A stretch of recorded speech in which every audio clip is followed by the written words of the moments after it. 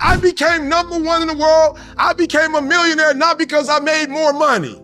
I became a millionaire because they told me millionaires only live off of 30% of their income. I became a millionaire because I did what millionaires did. I stopped living off 100%. And middle class is taught in families.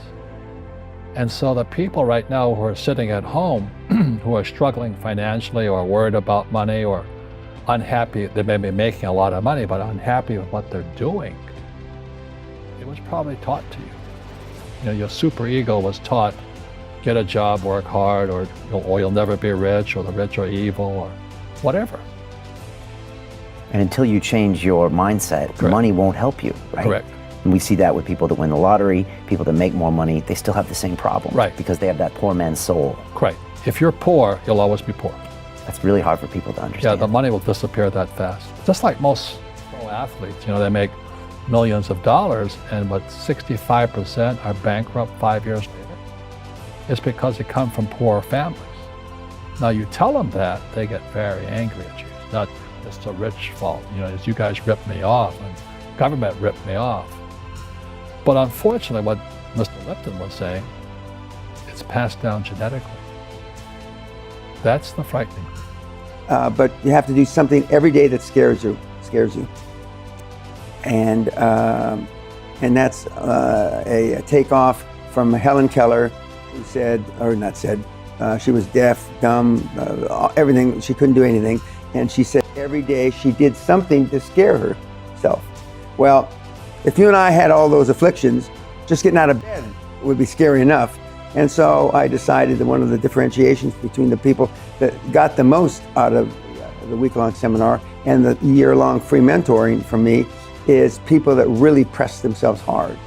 So I translated that into, they've got to do something and list it, what they did to scare themselves every single day. For people to understand that complaining has no value. And if you complain about not having enough money, work more. If you complain about not having work-life balance, spend more time on vacationing and your family. It's super simple. Let your actions dictate instead of sitting there and feeling like you're not in control.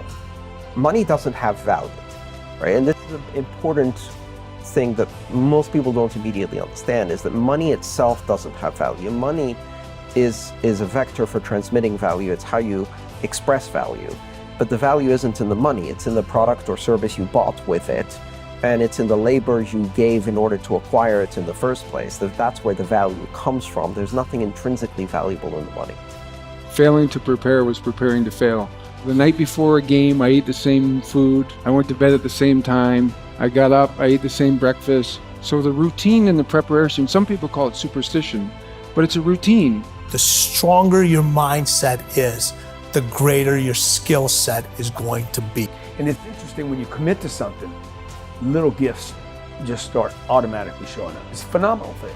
It's happened my whole career. When I fully commit, somebody will bring me something.